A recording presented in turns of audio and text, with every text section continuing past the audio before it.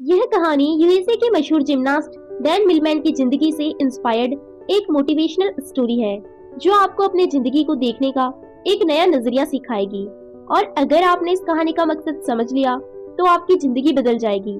Dan Milman को एक रात बुरा सपना आता है जिसमें वह टेम्पो के मुश्किल स्टंट परफॉर्म कर रहा था।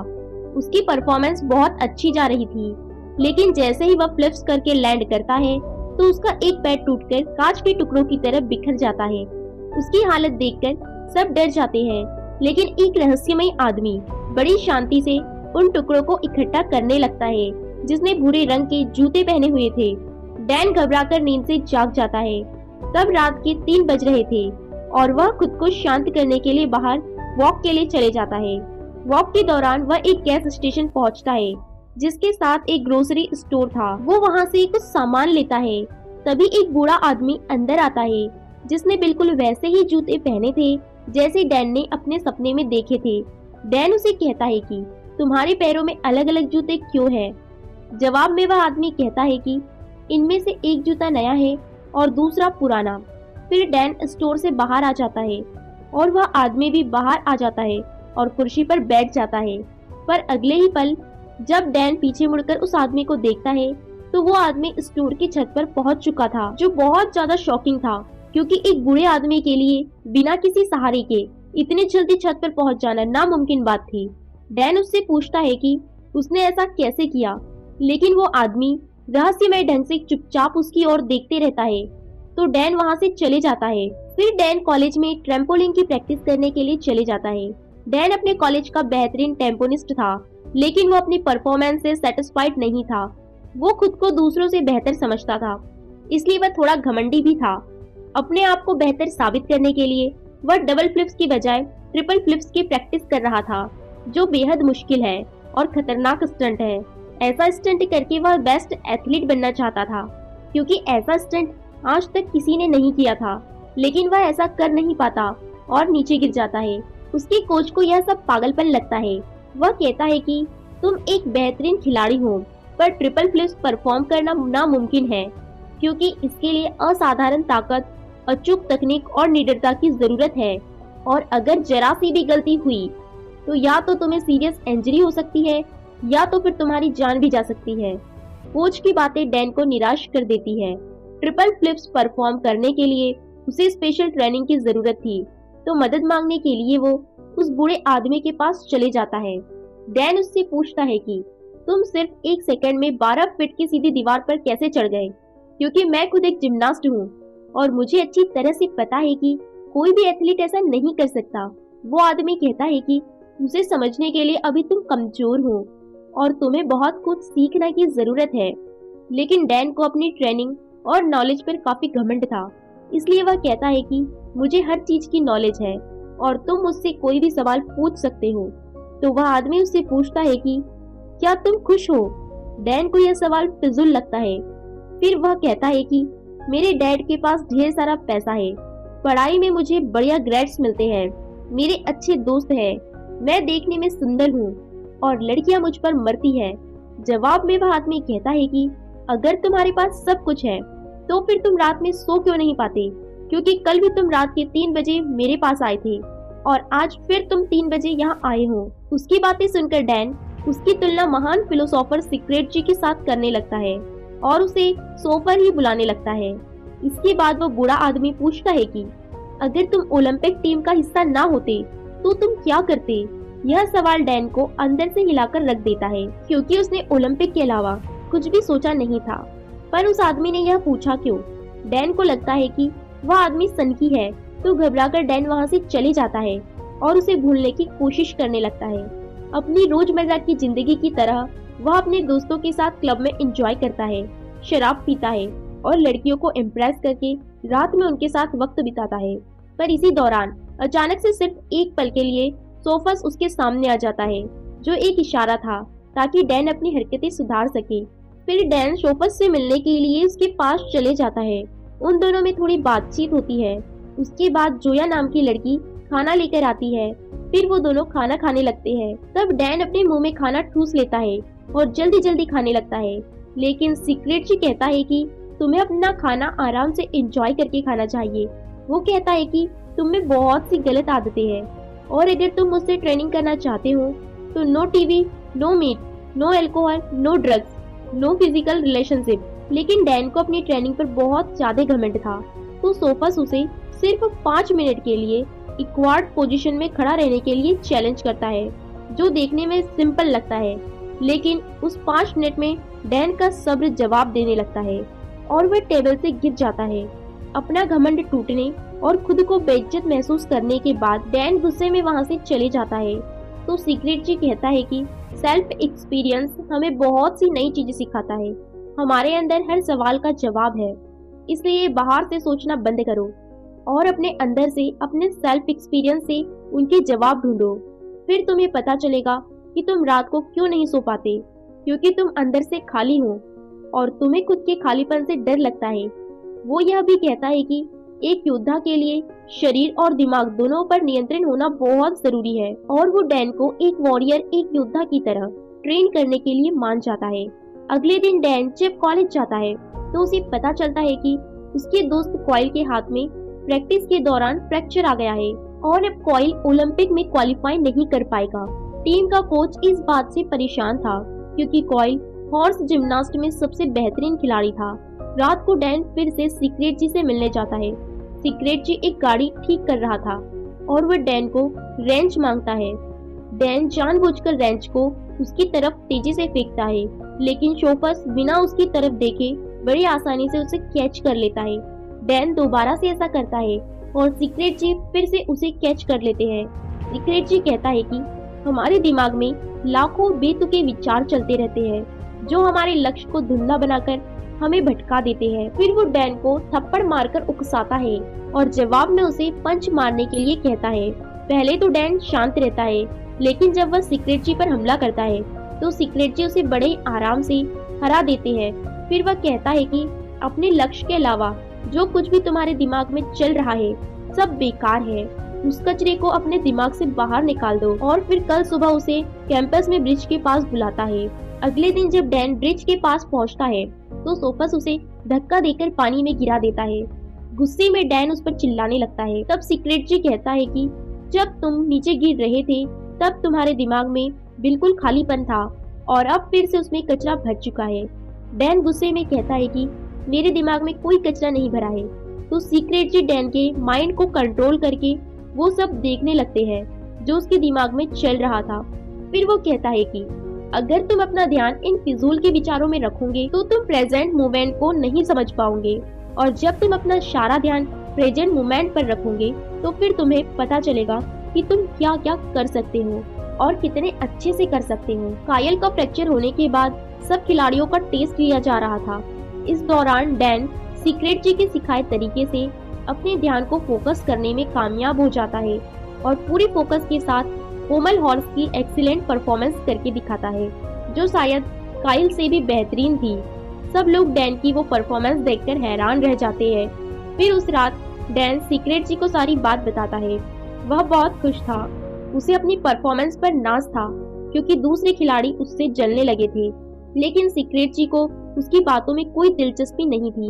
वो कहता है कि तुम अभी भी पास्ट में ही जा रहे हो और तुम्हें अपनी परफॉर्मेंस पर घमंड है, इसका मतलब तुम अभी भी कुछ नहीं सीखे।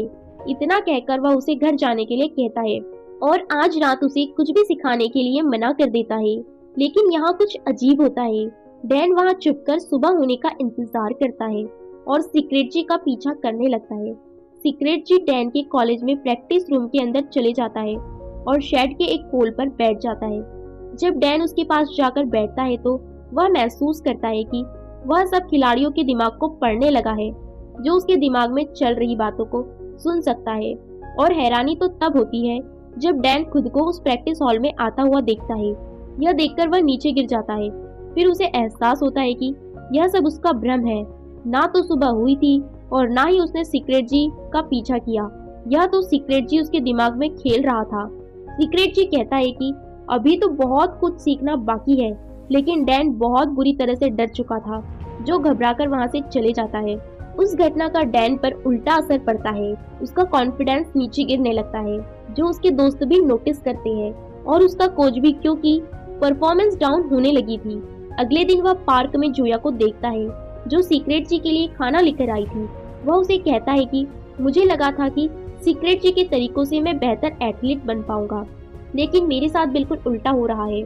फिर सीक्रेट जी डैन से वो सब करवाता है जो उसने आज से पहले कभी नहीं किया था, जैसे कि कचरा साफ करना, लोगों की गाड़ी में पेट्रोल भरना, टॉयलेट साफ करना और no TV, no alcohol, no meat, no drug और नो फिजिकल रिलेशनशिप। डैन यह सब कर तो रहा था, लेकिन उसे यह सब फिजूल लग रहा था। उसकी परफॉर्मेंस इम्प्रूव होने की बजाय और खराब होती जा रही थी, क्योंकि वह सीक्रेट जी की टीचिंग को समझ नहीं पा रहा था।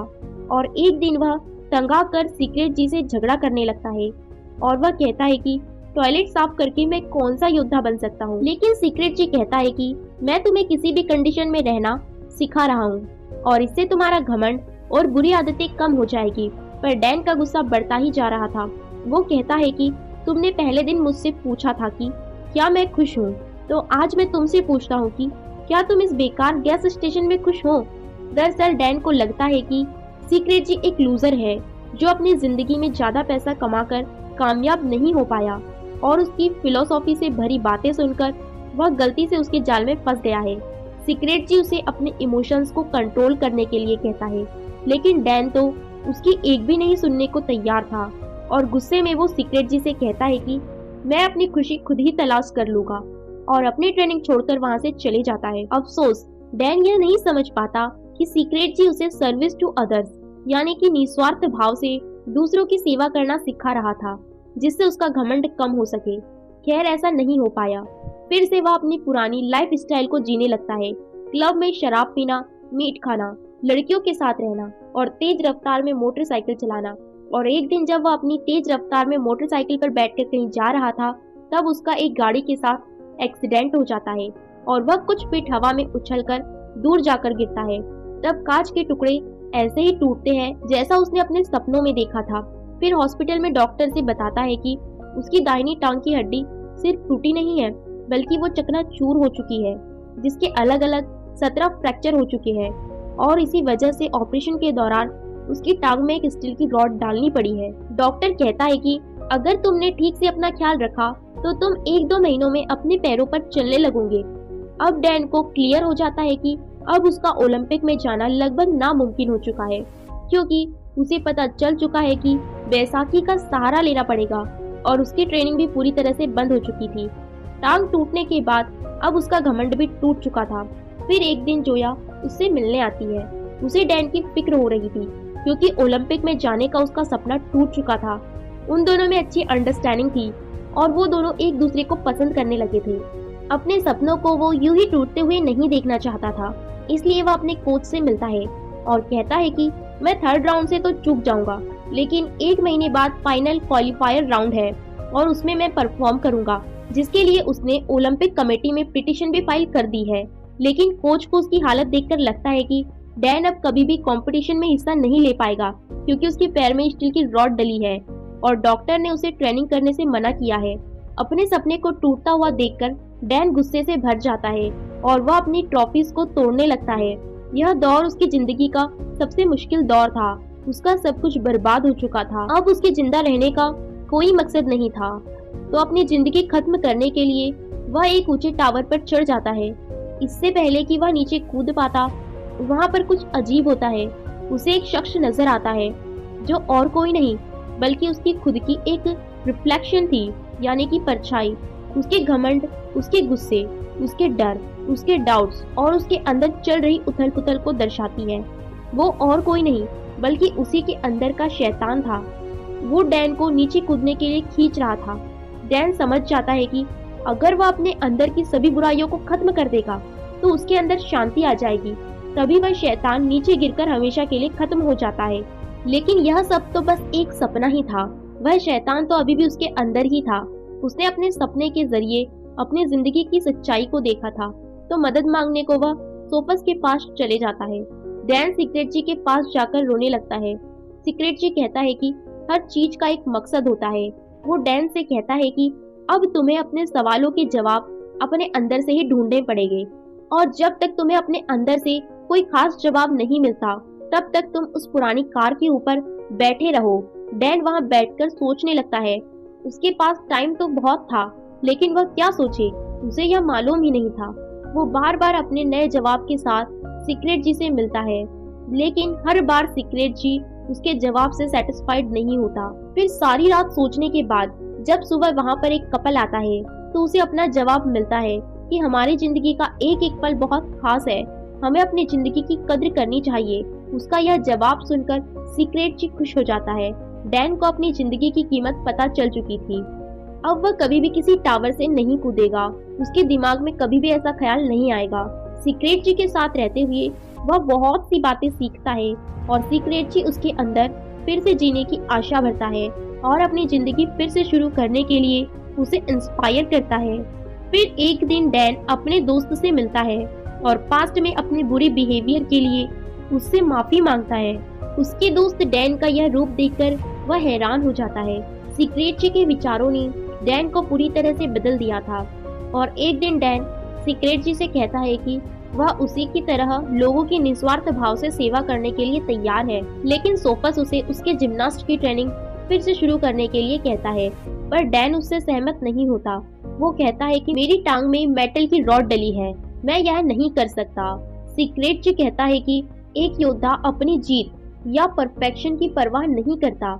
उसे जो काम सबसे प्यारा है वह उसे करके रहेगा, चाहे उसमें उसकी जान ही क्यों न चले जाए। फिर वो डैन को प्रैक्टिस करने के लिए रिंग के पास ले जाता है, जिसे सीक्रेट जी ने तब बनाया था जब डैन हॉस्पिटल में दाखिल था। अपनी टांग में स्टील की रॉड होने के बावजूद भी डैन पूरे दिन प्रैक्टिस करता है और खुद को कंपटीशन के लिए तैयार करता है। और एक दिन जब वह प्रैक्टिस करने के लिए अपने कॉलेज में जाता है तब उसके दोस्त और कोच उसे देखकर हैरान हो जाते हैं। लेकिन डैन की परेशानी तो तब बढ़ती है जब उसका कोच उसे एक चिट्ठी देता है। ओलंपिक कमेटी ने डैन की पिटीशन को खारिज कर दिया था।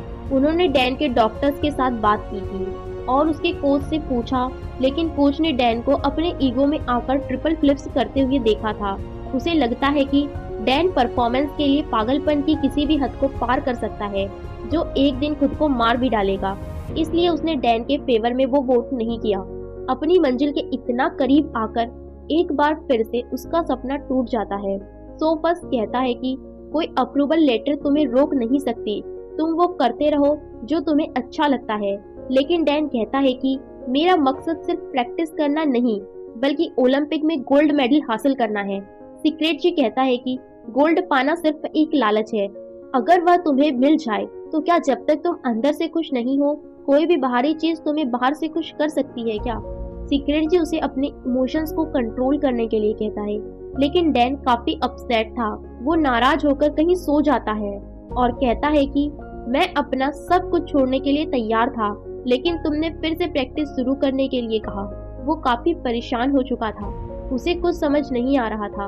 वो अपने अंदर से जवाब ढूंढने के लिए वो उस पुरानी कार पर बैठ जाता है। सोफस उसकी तड़प को देखता है और उसे कल सुबह अपने साथ पहाड़ी पर चलने के लिए कहता है, जहाँ कोई खास चीज है। फिर कुछ देर बाद सोफस उसके पैरों के पास पड़े हुए पत्थर की ओर इशारा करता है और कहता है कि मैं तुम्हें यह पत्थर दिखाने के लिए यहाँ लाई हूँ। इतना सुनने के बाद डैन निराश हो जाता है। वो कहता है कि लगातार 4 घंटों से इतना लंबा सफर तय करके हम यहाँ इस मामूली पत्थर को देखने आए हैं। फिर उसे एहसास होता है कि सोफस उसे कुछ समझाना चाहता है।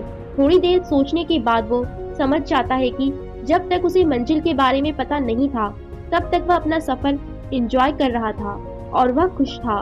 लेकिन जैसे ही वो मंजिल तक पहुंच गया उसकी खुशी खत्म हो गई, क्योंकि जो खुशी सफर में है वह मंजिल को पाने में नहीं। डैन यह भी समझ चुका था कि उसका गोल्ड मेडल हासिल करने का सपना पत्थर के समान ही है, जिसे हासिल करने या ना करने से कोई फर्क नहीं पड़ता, क्योंकि असली खुशी तो सफर के दौरान है। और अपने सफर को एंजॉय करते हुए वह बिना किसी परवाह किए प्रैक्टिस हॉल में प्रैक्टिस करने लग जाता है। उसकी बेहतरीन परफॉर्मेंस देखकर सब हैरान हो जाते हैं और उसका कोच उसे फाइनल क्वालिफायर राउंड में ले जाने के लिए मान जाता है। डैन अपनी टीम के साथ सीक्रेट जी को भी ले जाना चाहता था, लेकिन जब वह गैस स्टेशन पहुंचता है तो वह देखता है कि सीक्रेट जी वहां से जा चुका है और उसकी जगह आज ही एक नया लड़का आया है। वो गैस स्टेशन के अंदर जाकर भी देखता है, लेकिन सीक्रेट जी का कोई भी नामो निशान नहीं था। शायद वह अपना काम पूरा कर चुके थे। फिर क्वालिफायर राउंड में डैन अपनी परफॉर्मेंस करता है। उसका अपने दिमाग पर पूरा कंट्रोल था। उसे गोल्ड पाने का लालच या डर नहीं था, वो तो बस इस पल को एंजॉय कर रहा था। एक्सीडेंट के बावजूद भी उसकी ऐसी परफॉर्मेंस देखकर सब लोग बहुत ज्यादा हैरान थे। उसने जोया के साथ शादी की और उसके बाद डैन ने अपनी जिंदगी पर किताब लिखी जिसका नाम था द पीसफुल वॉरियर, जिसने लाखों लोगों की जिंदगियों को बदल दिया। और ये मूवी इसी तरह से यहीं पर खत्म हो जाती है। अब आप सबसे पहले वीडियो को लाइक करके चैनल को सब्सक्राइब कर लो और आपने इस वीडियो से क्या सीखा है, क्या सीख ली है, हमें कमेंट में जरूर बताओ। मिलते हैं नेक्स्ट वीडियो में, तब तक के लिए अपने दोस्तों और अपना ख्याल